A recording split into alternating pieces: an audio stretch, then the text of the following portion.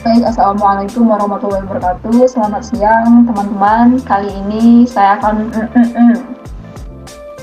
baiklah, kali ini saya akan ngobrol sedikit tentang finansial tentunya, dan juga tentang dompet kering, teori, dan juga bagaimana cara seorang mahasiswa UGM mengatasinya gitu kan. Baik, perkenalkan, nama saya Suartini Febrianti dan teman saya yaitu Dafa Khairi dari Universitas Gadjah Mada, prodi Teknik Fisika. Baik, sekarang saya sudah terhubung dengan teman saya yaitu Dafa Khairi. Baik, langsung saja, bagaimana kabarnya sekarang dan seperti apa perkuliahan di UGM? Alhamdulillah kabarku baik, secara pribadi juga baik kan. Kalau untuk perkuliahan sendiri, sebenarnya kami dari jurusanku ya, terutama jurusan teknik fisika itu udah mulai masuk kuliah, dalam artian kami sudah melewati minggu pertama perkuliahan pada semester 3 kali, dan menurutku ada tantangan tersendiri karena beberapa matkul itu juga baru baru kudapatkan gitu, dan kayak misalkan coding dan sebagainya macamnya itu. Karena hal itu merupakan hal yang baru, tentunya perlu juga belajar lagi lebih banyak dan berusaha sebaik mungkin agar bisa meraih hasil maksimal.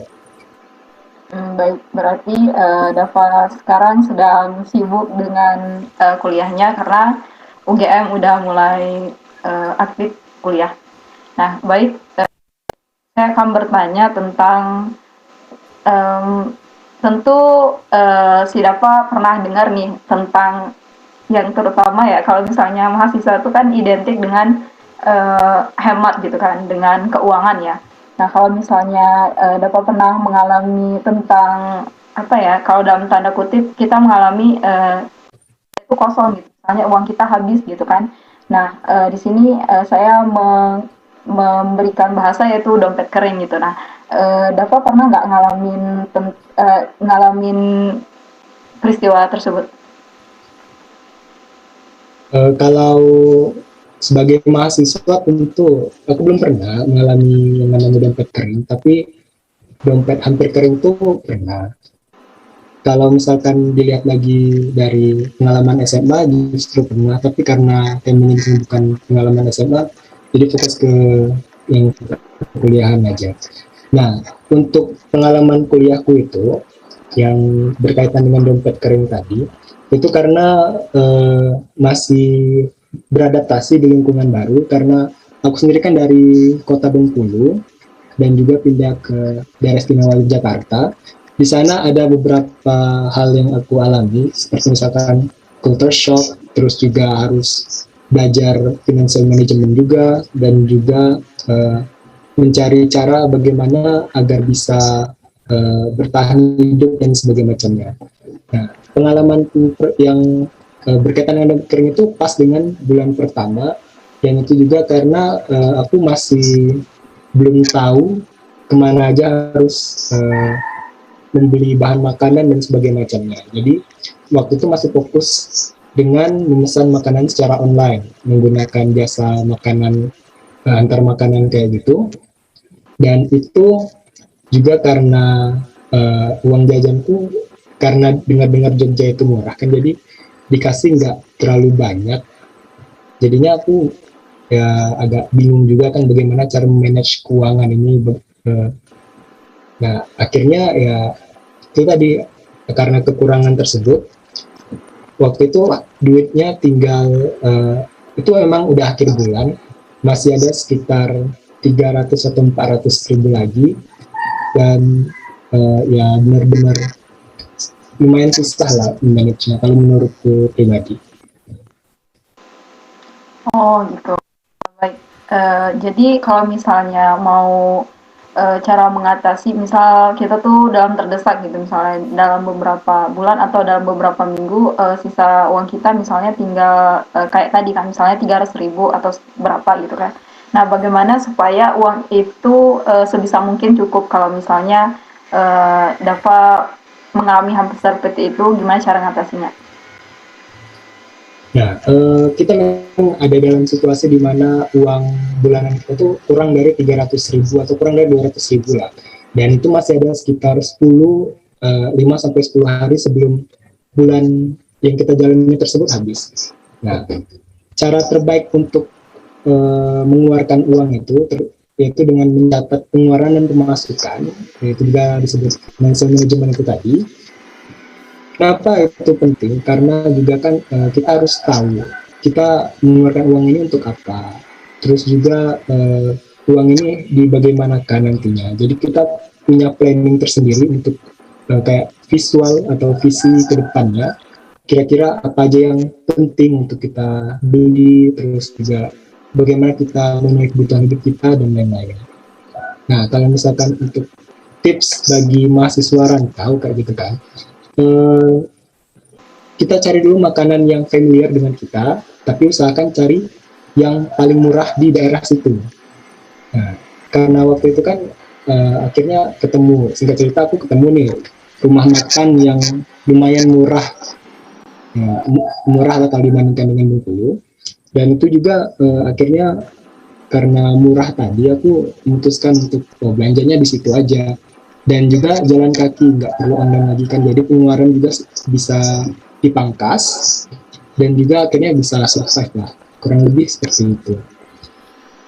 Oke, siap. Berarti Dapat punya sebuah riset gitu, jadi kan memiliki survei untuk makanan gitu kan. Jadi seorang mahasiswa sudah bagus ya kalau misalnya dari konteks surveinya, dari konteks riset untuk tempat, apalagi ini cocok banget buat tips dan trik untuk mahasiswa maba sekarang yang ingin merantau jauh gitu kan. Nah, kalau menurut Dapat kira-kira pengelolaan keuangan atau manajemen finance itu penting nggak sih kalau dari Dapat sendiri? Nah, financial management kan merupakan salah satu yang jadi problematika bagi generasi generasi Z kayak kita kan. Terutama juga mungkin generasi milenial juga. Nah, financial management ini menurutku sangat penting karena dengan kita memantau atau juga kayak mencatat atau menabung semua uang yang kita miliki atau juga dengan melakukan investasi, kita tuh bisa saving dalam artian kita bisa menyimpan dana untuk ketika ada situasi yang memaksa kita menggunakan atau mengharuskan kita untuk mengeluarkan uang lagi. Nah, financial management itu menurutku cukup sederhana dengan cara membeli apa yang kita perlukan, bukan apa yang kita inginkan, apa yang kita perlukan, dan juga untuk mengetahui apa yang kita perlukan itu juga harus melakukan riset juga, riset kecil-kecilan. Atau misalkan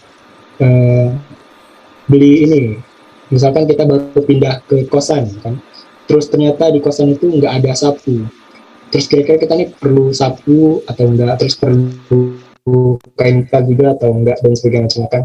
Nah, kalau cuma untuk kebersihan biasa mungkin kita cukup beli sapu aja kan. Terus juga dilihat dari halamannya, apakah halamannya langsung terhubung ke teras atau kita di lantai 2. Nah, itu juga perlu beli lagi. Kalau misalkan di lantai 2 kita perlu membeli sarapan sampah atau semacamnya, terus juga seperti itu kan. Nah, terus juga misalkan dengan makanan nih, makanan kita ukur kemampuan diri, apakah kita cukup makan 3 kali sehari atau makan 2 kali sehari. Nah, terus juga kita lihat tadi misalkan kita punya preferensi makanan tersendiri kan, nah kita bisa beli ini beli itu, tapi cukup untuk misalkan 2 kali sehari aja. Nah, kalau misalkan aku suka suka nasi uduk, belinya jadi nasi uduk yang paling murah di dekat daerah situ dan cukup makan 2 kali sehari aja. Atau bisa beli makanan-makanan murah di pinggir jalan seperti itu. Atau juga cukup beli snack aja, mungkin bagi teman-teman yang cukup makan snack kenyang atau dalam artian punya kantong perut yang kecil kan. Jadi ya itu merupakan suatu keuntungan tersendiri. Jadi nggak perlu keluar uang banyak. Nah, financial management itu penting karena kita saving untuk masa depan kita, untuk memastikan bahwa kondisi kita di masa depan itu menjadi lebih baik juga kan.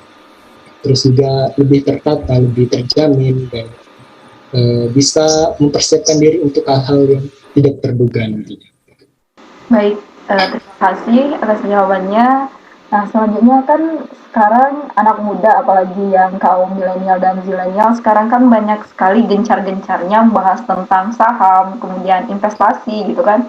Nah, tetapi ilmu yang mereka dapatkan itu menurut saya ya, dari sudut pandang saya itu masih sedikit, sehingga ada banyak sekali investasi bodong yang mengatasnamakan suatu lembaga.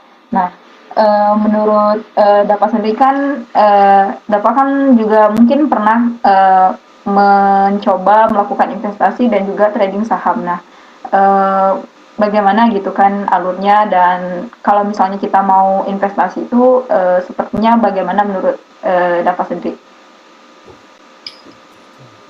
Kita membicarakan tentang saham ya. Aku kenal saham itu dulu dan juga sekarang aku masih berinvestasi di saham lah, di suatu sekuritas tertentu. Itu juga karena waktu itu dikenalin oleh seseorang, terus dia bilang bahwa kita tuh harus berinvestasi untuk masa depan. Bagaimana kira-kira kalau misalkan di masa depan itu kita nggak punya uang lagi. Nah, cara terbaik itu untuk mempersiapkannya dari sekarang dengan kita berinvestasi atau menabung. Nah, menabung sama investasi ini kan punya kelebihan dan kekurangan masing-masing. Misalkan kita kalau menabung tuh uang yang kita punya di masa depan itu nanti seperti sesuai dengan apa yang kita tabung. Nah, berapa yang kita tabung? Misalkan kita nabungnya 100.000 per hari atau 1.000 per hari lah katakan. Dalam 30 hari kita cuma punya ya 30.000, dalam satu tahun kita cuma punya 365.000 seperti itu kan. Nah, sedangkan kalau kita berinvestasi kayak misalkan di reksadana, di saham atau di hal-hal lainnya kan, kita bisa saja punya lebih dari itu atau kurang dari itu. Misalkan kita investasi per bulannya itu tadi kan 30.000, terus kita simpan dulu, kita tabung dulu, terus kita tambah lagi sampai 3 bulan jadi 90.000, terus kita belikan ke saham. Kalau kita punya modal dan kemauan untuk menganalisis pergerakan pasar modal itu, ya bisa saja kita mendapatkan untung 2 kali lipat atau 1,5 kali lipat itu sudah cukup, dan itu menjadi hal yang penting untuk berinvestasi. Nah, kalau aku sendiri nih, di saham itu niatku itu cuma untuk katakanlah trading, dalam artian aku nggak fokus ke jangka panjang dulu untuk saat ini, karena juga kan modal atau uang yang aku punya itu masih uang panas, ibaratkanlah uang panas dalam artian uang itu aslinya masih bisa digunakan untuk hal yang lebih penting lagi. Nah, makanya aku fokus ke trading yang dalam artian cari duit yang lebih cepat. Nah, tapi ada juga, aku juga udah punya planning untuk berinvestasi jangka panjang kan, kayak misalkan menunggu beberapa saham yang akan dimasukkan ke pasar modal kayak gitu, yang menurutku udah yang lumayan berpotensi dan untuk masa depan juga seperti itu. Nah, terus pertanyaan selanjutnya, berinvestasi itu penting. Berinvestasi itu penting, kayak yang aku bilang tadi kan, kita bisa mendapatkan lebih banyak atau bahkan mungkin berkurang dari dana yang seharusnya kita punya. Ya, itu tentu risikonya kan. Nah, investasi itu sangat penting karena ya itu tadi, kita bisa mendapatkan lebih kayak gitu. Dan juga untuk sebagai tabungan di masa depan juga. Nah, kenapa kira-kira banyak orang-orang yang terkena investasi bodong? Itu karena mereka tuh nggak mengerti apa itu investasi. Mereka tuh nggak ngerti saham itu apa. Terus mereka tuh cuma dengar aja dari orang, oh investasi itu cukup memberikan duit, terus dapat keuntungan berkali-kali lipat seperti itu kan. Sebenarnya investasi itu nggak kayak gitu. Investasi itu kita menyimpan kayak menabung, tapi tergantung barang atau hal yang kita investasikan. Misalkan kita tahu barang itu berpotensi untuk lebih baik harganya di masa depan nanti, tentu lebih baik kita investasi sekarang, dengan artian nanti kita mendapatkan harga yang sesuai, harga yang lebih besar dari harga yang sekarang. Kayak misalkan kita investasi di emas kayak gitu kan, di masa depan emas tuh harganya pasti naik terus karena menjadi semakin langka, terus juga penambangannya yang sulit. Ya, emas tuh pasti naik kayak gitu. Ibaratnya terus kita investasi di emas, misalkan harga emas 1 gram kini 120.000, di masa depan pasti lebih dari 120.000 seperti itu. Nah, orang-orang untuk menghindari investasi bodong itu harus mengetahui dulu apa itu investasi, apa itu saham, terus juga mengetahui cara kerja pasar modal dan lain-lain. Tidak perlu terlalu dalam, cukup tahu basicnya aja mungkin. Jadi kalau kita tahu basicnya, terus kita bisa analisis sendiri, oh ini investasi bodong atau bukan, gitu kan. Masa iya aku punya uang, terus aku titipin ke orang, apakah beneran orang itu bisa menaikkan, melipat gandakan uang yang aku kasih ke dia, kan kayak gitu. Nah, itu harus tahu, apalagi orangnya yang mungkin nggak bisa dipercaya atau nggak kita kenal, dan bisa jadi lagi kalau orangnya yang kita kenal. Nah, kan kebanyakan kasus investasi bodong itu karena dilakukan oleh orang-orang yang dikenal sama korban, kayak gitu kan. Jadi ya harus ini dulu pakai logika, oh, kira-kira beneran bisa nggak sih ini orang melipat gandakan uang yang aku punya, gitu kan. Nah, terus juga lagi ya intinya harus belajar, dan juga belajar tuh ada banyak tempatnya, kayak misalkan di sosial media tuh udah banyak banget yang membahas tentang saham, membahas tentang pasar modal, bisa efek Indonesia dan lain-lain. Kayak misalkan di YouTube tuh udah banyak banget lah pokoknya kalau mau belajar. Di Instagram juga ada banyak, kayak misalkan akun Instagram yang ngerti saham itu, ini bukan promosi, aku cuman bisa menyarankan ke kalian kalau pengen belajar investasi saham itu di Instagram yang ngerti saham aja, karena di situ benar-benar dijelaskan secara baik oleh mereka, walaupun mungkin lama ya, per story Instagram itu lama, tapi itu cukup worth it untuk kalian belajar kayak gitu. Terus juga di Telegram tuh ada grup khusus yang benar-benar di-manage oleh kayak apa ya namanya sebutannya, kayak mungkin bisa dibilang orang-orang yang udah ahli dalam saham kayak gitu kan. Mereka memberikan analis mereka, oh saham ini kira-kira bakal naik, saham ini bakal turun, kira-kira perlu dibeli atau enggak, perlu dijual atau enggak, seperti itu. Nah, kita pokoknya untuk menghindari investasi bodong seperti itu cukup belajar dan meluangkan waktu kita untuk belajar kan. Dan juga ya terjun langsung, jangan memberikan uang kita ke orang lain seperti itu. Nah, kecuali ada yang namanya reksadana. Di reksadana itu kita ya menitipkan uang kita ke perusahaan agar perusahaan itu membeli saham. Pokoknya perusahaan itu akan bergerak di pasar modal kayak gitu kan. Nah, itu misalkan dalam 1 bulan atau dalam 3 bulan, uang kita tuh akan dikembalikan ke mereka sesuai dengan apa yang mereka telah lakukan dengan uang kita. Misalkan mungkin harganya naik nanti, misalkan di reksadana itu waktu nitipnya 100.000, bisa jadi waktu udah 3 bulan udah balik jadi 130.000 kayak gitu. Nah, baik, intinya dari pernyataan jawaban Dafa tadi sangat membantu buat teman-teman yang pemula dalam bidang saham. Tentunya sebelum kita terjun, kita harus memahami teori dan juga konsep dasar yang ada di dunia investasi dan juga saham. Nah, setelah tadi kita belajar dan juga mendengarkan pengalaman dari seorang Dafa tentang berinvestasi dan juga bagaimana kinerja kerja saham, kira-kira Dafa pernah menggunakan aplikasi yang ini nggak, yang saham gitu kan, kayak investasi gitu, kira-kira ada nggak? Kalaupun ada, itu aplikasinya apa aja? Nah, saham ini sebenarnya bukan lewat aplikasi ya, kan kalau lewat aplikasi itu jadinya kayak main game gitu kan. Nah, kalau saham ini lewatnya namanya sekuritas. Sekuritas itu badan yang menjamin, yang melaksanakan perkembangan saham ini tadi. Kita bisa masuk pasar modal, terus trading di sana, berinvestasi di sana lewat sekuritas. Sekuritas ini jadi ibaratkan kayak pihak ketiga kayak gitu, yang menjamin experience kita dalam berinvestasi. Nah, sekuritas itu ada banyak di Indonesia.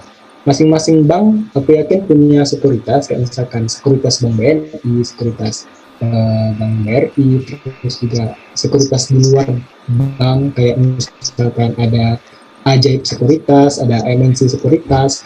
Nah itu sebenarnya tergantung dari teman-teman mau pilih sekuritas yang mana itu terserah, tapi perhatikan dulu persyaratannya karena biasanya di masing-masing sekuritas itu ada syarat-syarat tertentu sebelum kita memulai untuk berinvestasi. Kayak misalkan aku sebut aja nih ya, di BNI, sekuritas BNI itu ada uang minimal yang harus dimasukkan ke akun sekuritas kita agar kita bisa mulai beraktivitas di sana.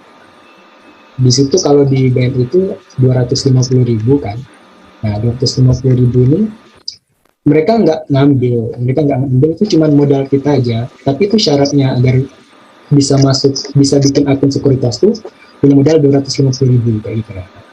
Nah ada sebenarnya ada sekuritas yang nggak perlu ada uang syarat kayak gitu, contohnya kayak sekuritas Ajaib. Sekuritas Ajaib ini sangat terkenal di kalangan muda ya, karena aplikasi aja itu termasuk yang mudah digunakan, terus juga kita bisa melihat pergerakannya juga di situ.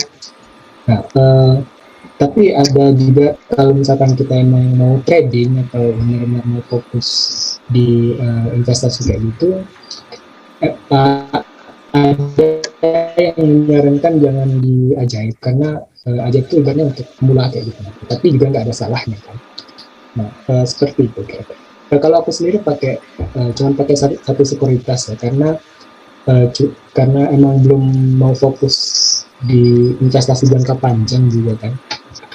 Karena saat ini cuma coba-coba, itu benar gitu. Masih belajar juga, terus juga merasakan bagaimana pengalaman berinvestasi kayak gitu. Dan sekuritas yang aku coba tuh sekuritas Ajaib kayak gitu. Karena lebih mudah lewat aplikasi dan nggak perlu sebenarnya semua sekuritas itu bisa daftar online, tapi ya menurutku lebih sederhana yang di Ajaib kayak gitu. Oh iya, baik.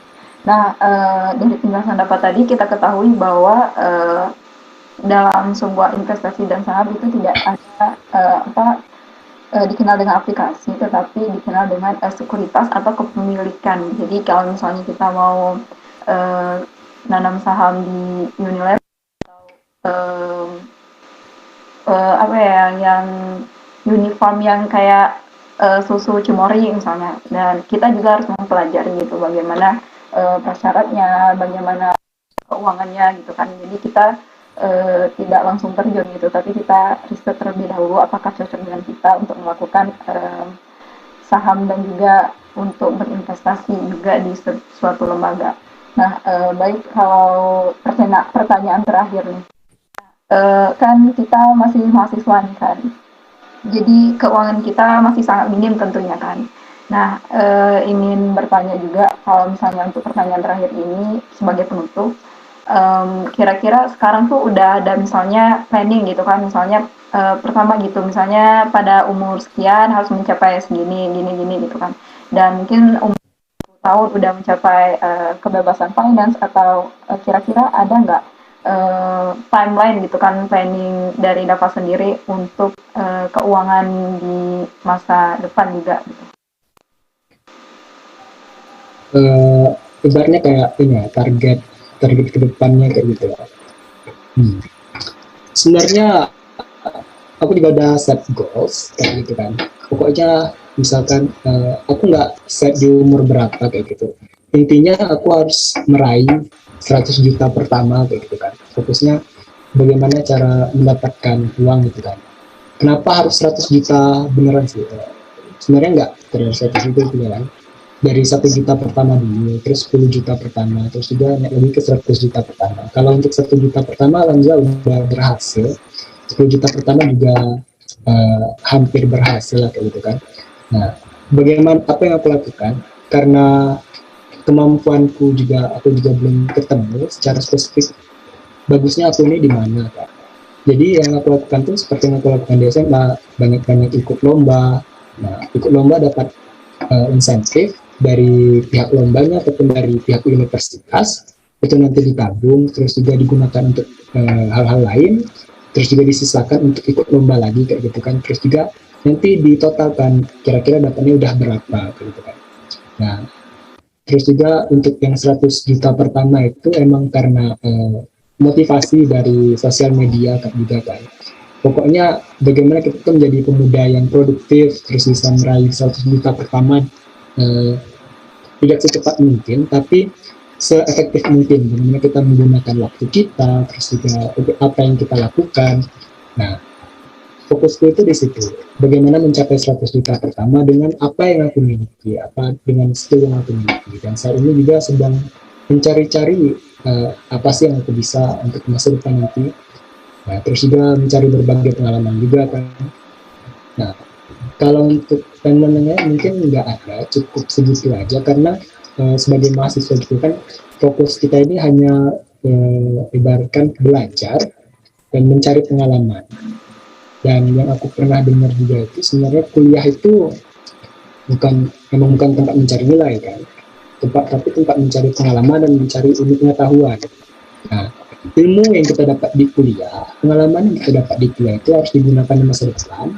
Jadi ya tidak serta-merta kita nilai itu penting, tapi nggak terlalu penting kayak harus apa ya, kayak misalkan terlalu dipuja-puja kayak gitu kan, enggak. Nah, yang penting ada pengalaman dan ada pengetahuan. Itu kata dosenku juga sih, karena walaupun kita punya nilai yang tinggi, IPK yang bagus, misalkan 4 terus, tapi kita tuh nggak bisa berperan penting di masyarakat, kita tuh nggak tahu apa sih skill kita kan. Kita tuh nggak bisa berbuat banyak, walaupun aku yakin sebenarnya orang yang IPK 4 tuh punya kemampuan tersendiri kan. Pasti mereka ada cara tersendiri untuk melakukan hal-hal yang mereka inginkan dan juga bermanfaat bagi sekitarnya. Tapi intinya seperti itu. Nilai itu memang tidak penting-penting banget. Ya, tapi juga penting kan. Karena yang lebih penting itu sekali lagi pengetahuan dan pengalaman. Tapi ya karena kita mencari pengetahuan, nilai itu menjadi suatu apa ya, kayak misalkan impact atau dampak dari kita mencari nilai tersebut. Nah, kalau kita serius mencari pengetahuannya, kita serius mencari pengetahuannya, pasti nilai kita juga insya Allah baik kan, seperti itu. Nah, jadi target kami menjadi mahasiswa ini cukup belajar, mencari pengalaman, dan juga mencari kemampuan, kayak soft skill dan sebagainya macam. Dan itu tadi yang berbagai kayak misalkan 1 juta pertama, terus juga kira-kira kedepannya mau kerja di mana dan sebagainya macam. Baik, terima kasih closing statement yang jawaban yang sangat menarik, dan ada beberapa yang saya rangkum, yaitu kita harus membentuk pola pikir gitu, mindset kita harus dibentuk dari sekarang gitu kan. Kayak tadi saya lihat kalau misalnya kita mau dapat 1 juta, bagaimana caranya gitu. Tentunya dengan prosesnya juga dengan baik, dengan benar gitu, bertahap, berproses. Nah, ketika kita menjadi seorang orang yang mencari ilmu atau seorang yang sedang belajar, maka kita harus mencoba untuk berproses, dan semuanya juga tidak instan tentunya. Dan juga saya bisa mengaitkan bahwa kuliah itu sebenarnya bukan ajang untuk setelah tamat kuliah orang hanya untuk setelah kuliah itu kerja gitu. Padahal kuliah itu benar apa kata ada tadi, bukan untuk mencari uang, tapi ajang untuk kita belajar, mendapatkan pengetahuan. Nah, dengan pengetahuan itu sebagai bekal kita untuk menghadapi tantangan global gitu kan. Nah, jadi kebanyakan ya, mohon maaf kalau misalnya mahasiswa di Indonesia itu berpikir setelah kuliah itu kerja dengan orang lain. Tetapi ketika kita pola pikir kita benar, pola mindset kita benar, nah ilmu itu kita dapatkan memang dengan adanya ilmu yang kita dapatkan tadi, kita bisa lebih kreatif lagi gitu kan, dengan pembelajaran yang kita dapatkan lebih kreatif lagi. Misalnya kita membangun gitu dari nol gitu, walaupun kita misalnya kita bekerja terlebih dahulu untuk mencari pengalaman dan menambah CV kita, nah tetapi kita sudah ada progres untuk melakukan jangka pendek sekarang dan juga jangka panjang. Nah, semisal kita mau membangun suatu perusahaan, membuka lapangan pekerjaan, dan hanya di satu titik hanya uang untuk bekerja dengan uang. Saya bisa mengambil bahwa kalau misalnya teringat kata Bill Gates, buatlah uang itu bekerja dengan kita, bukan kita bekerja untuk uang gitu. Dan baik, terima kasih Dava Khairi atas waktunya. Mungkin ada kayak closing statement gitu untuk Dava gitu kan, tentang keuangan ini gitu, tentang topik hari ini. Oke, mungkin ya, ini mungkin agak panjang. Kita tuh harus mencari pandangan hidup dalam artian kayak misalkan, aku mau ini, aku mau itu. Kayak misalkan keyakinan pribadi kan, kayak kita memeluk agama. Nah, kita tuh harus menjalankan keyakinan itu dengan serius. Kita harus melakukan apapun, tapi juga jangan yang buruk kayak gitu kan. Untuk bagaimana kita merealisasikan keyakinan kita tersebut. Nah, dengan keyakinan yang kita tanam di diri kita ini, insya Allah kita jadi lebih maju, jadi pribadi yang lebih baik, dan jadi pribadi yang lebih berguna ke depannya. Dan juga ya intinya adalah pribadi yang terbaik setiap harinya, teruslah bergerak maju, dan jangan lupa ada yang mengawasi kita di atas, lakukanlah sebaik mungkin setiap harinya. Itu versi terbaik dari Dava Khairi, mahasiswa UGM angkatan 2020. Terima kasih untuk waktunya siang ini dan juga topik pembicaraan yang sangat bermanfaat. Semoga teman-teman konten ini bisa mendapatkan pengetahuan yang lebih, ataupun mungkin bisa termotivasi, terinspirasi, dan juga mendorong teman-teman untuk lebih giat lagi belajar, kemudian lebih banyak lagi mencari pengetahuan yang mungkin gratis, yang bebas diakses, dan pengetahuan yang sangat luas. Terima kasih. Punya Dava Khairi. Wassalamualaikum warahmatullahi wabarakatuh.